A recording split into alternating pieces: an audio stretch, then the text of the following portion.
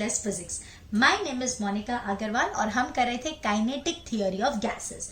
और आज हम काइनेटिक थियोरी ऑफ गैसेस में करने वाले हैं मेयर्स रिलेशन। ये बहुत ही इंपॉर्टेंट रिलेशन है, हम आगे इसका बहुत यूज करने वाले हैं। तो पहले देखते हैं ये क्या होता है। तो consider 1 mole of an ideal gas that is enclosed in a cylinder by frictionless airtight piston. मतलब आप लोग ऐसे इमेजिन करो, मैं आप लोग को बताती हूँ। So here we have a container जिसको 3 साइड से हमने क्लोज करके रखा है और एक साइड से यहाँ पे एक एयर टाइट पिस्टन है। इसमें कितनी गैस हमने ली है? 1 mole. It is an ideal gas. इसका प्रेशर हम P ले लेते हैं, वॉल्यूम V ले लेते हैं और टेम्परेचर T ले लेते हैं। इतना आपको समझा? Okay. Let P, V and T be the pressure, volume and temperature of the gas. अगर अभी इस गैस को हम हीट करें सच दैट इसका टेम्परेचर जो है वो थोड़ा सा राइज हुआ। कितना टेम्परेचर राइज हुआ? DT। लेकिन हमने इसको वॉल्यूम को चेंज होने नहीं दिया। मीन्स हमने वॉल्यूम को कांस्टेंट रखा, मतलब ये पिस्टन जो है वो ऊपर नीचे नहीं जा सकता, तो वॉल्यूम कांस्टेंट रहेगी। यहां पे नो डाउट प्रेशर और टेम्परेचर दोनों में चेंज आएगा। जो भी हमने हीट इसको दी वो सारी की सारी क्या यूज आएगी? ये सिर्फ क्या करेगा? उसकी इंटरनल एनर्जी को राइज करेगा, बिकॉज और तो कुछ कर नहीं सकता।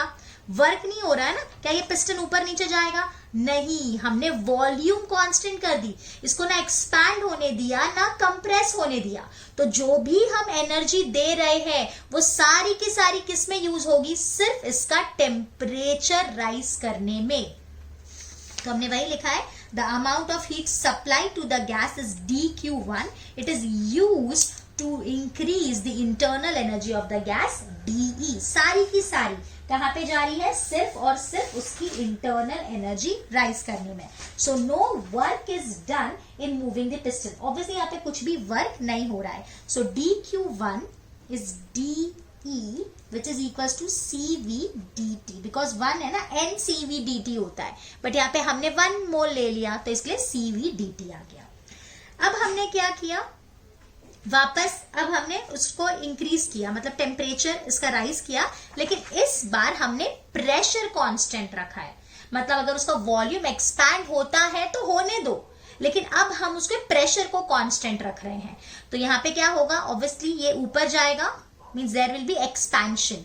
मतलब जो भी हम हीट दे रहे हैं, जो भी हम एनर्जी दे रहे हैं, वो क्या कर रहा है? इस गैस का टेम्परेचर राइज कर रहा है, प्लस ऊपर एक्सपेंशन हो रहा है, मीन्स कुछ वर्क हो रहा है। तो जो भी हमने हीट दी है वो 2 काम कर रही है। The amount of heat supply is used to increase the internal energy as well as to move the piston, यानी पिस्टन को मूव करने में भी जा रहा है। So dQ2 is equals to DE, मतलब अपना टेम्परेचर भी राइज हो रहा है प्लस कुछ वर्क भी कर रहा है। तो फ्रॉम 1 and 2। अच्छा, एक और चीज, इसको this is equals to CP dt, and वापस यहाँ पे 1 हो गया। तो क्या अपन ऐसा लिख सकते हैं? CP dt, D की जगह डाल दिया CV dt प्लस dW। ठीक है, तो इसको लिखा CP minus CV dt, common निकाल लिया, is equals to dW. Work done is nothing but P into dV, that is pressure into change in the volume. ठीक है बेटा। for अब इसको ऐसे ही रहने दो, ठीक। थर्ड नाम दे देते हैं। so for 1 mole of gas PV is equals to RT. so basically P dV is equals to R dt. तो PV dV की जगह हम R dt पुट कर दें। यहाँ पे बेसिकली हमने प्रेशर कांस्टेंट रखा है। हाँ, प्रेशर इज कांस्टेंट।